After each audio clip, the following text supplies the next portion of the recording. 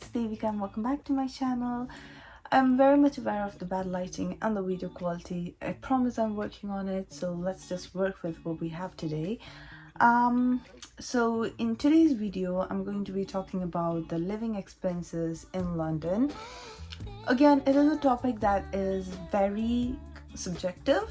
And it heavily depends on the person, their kind of living style, but I'm just going to try to generalize it, and I'm gonna try my best to keep a broad range here. So from my couple of past videos where I did a day in my life and a couple of videos about Canada, one of the top questions that I got asked is from the future students is about the living expenses here. And since I already mentioned in my past video that it was kind of difficult to find a part-time job in winters, many of them wanted to know if it was possible to kind of stay in Canada without a part-time job just by living off the GIC. So I really do hope that this video will be helpful to you. And yeah, so for this video I'm going to be dividing it into 5 main categories. From what I thought of, I could only gather really 5 main expenses that comes every month. So before I start this video, I want to put out a disclaimer that again, the cost of living is highly dependent on the person, their lifestyle, how they're choosing to spend their money, and so on. But yeah, let's just get started. So the first thing that a lot of expense goes into is the rent.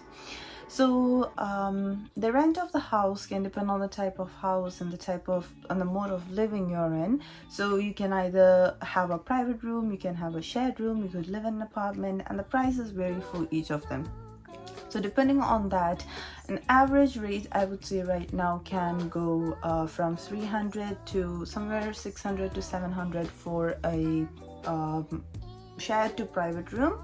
So if it's a shared room, I think starts around 300. I could be wrong. There will be rooms of lesser price, of higher price than this, but just to give out an average to you, it can start from anywhere around 300 bucks and can go I think the sky is the limit there, but still I think for a private room an average price would be 700 bucks. So that is one of the main things that kind of goes into your living expenses for the month. The second thing is utilities. So with the hike in prices, electricity and water and gas bills are also hiked. So one of the trends that is seen right now is utilities are not included with most of the rent.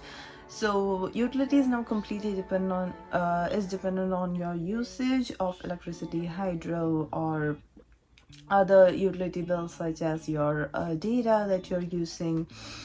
That all comes under it, and quite honestly, I can't really put a price on it because it completely depends on the household that you're living in. But I would say on average it comes from somewhere between 30 and it can go on to 90, 100 I've heard. I'm not entirely sure about it, so I'll try to put out a price range that seems reasonable right here. The third huge expense is the bus pass. Now luckily when it comes to London and Fanshawe College and also Western University, we get bus passes from college for which the money is taken prior from us, so that is actually covered in our fee. So we don't really have to spend any money on the bus passes per se, but technically it goes from our fee, so technically it is going from our account as well. The fourth thing, groceries. Again, mentioning the price hike here, things can vary from what you're purchasing, how your eating style is, how your lifestyle is, but I would say groceries can go from somewhere from 150, 200 to anywhere till 300, 400 for a person. So for me, what I do is I share my grocery with my housemate. So we kind of go on grocery shopping every Tuesday. That is when we have the 10% discount from Food Basics. So that is 10% students discount. So we usually buy our groceries for the entire week from there, and I am guessing an average from what I've calculated so far comes around 150 for each of us. And for the fifth one, another one of the main I think the major amount where the money goes to is the phone bill. So if you're coming from India, you will know that phone bill is really cheap in India. So compared to that, it is very expensive here. So again, it highly depends on the plan and the service provider you're under. I have a Fido and my plan costs a maximum of $40. It can vary from month to month, so I would say an average of $40 for me, but again it depends on the type of plan you're having. For me, I get unlimited national calls and 20 GB data per month. So those are all the expenses that I could really gather. And these are just the basic expenses for every month. It can depend from month to month again.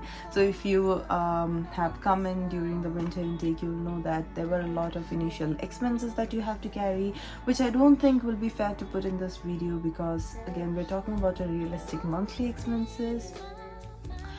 And if you're a person who likes to go out and party, go out for drinks, again, that can also vary. If you're a person like me who likes to shop, it can also go out of your purse. But in general, I think whatever you get out of your GIC, that will be enough, more than enough actually, for you to survive a month in London. Keeping the current scenario, keeping the fact that you're gonna live a low-key life, I think that'll be well enough for you.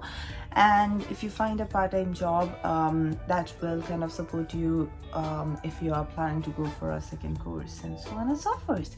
So I hope this video was of help to you. It was I really tried to focus on the important points, keep it nice and short.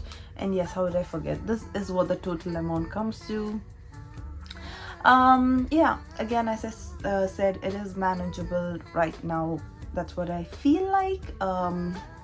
And it depends again on the lifestyle. If you are a person who owns a car, that can also vary. So everything is actually dependent on the person. I'm just trying to give you a broad range just for the new students who are planning to come here.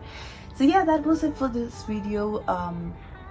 If you have any more queries, if you have any more ideas for the next videos of what might be helpful to you, I'll be more than happy to make it. So make sure to comment that down below, and make sure to give this video a thumbs up and subscribe to my channel for more videos.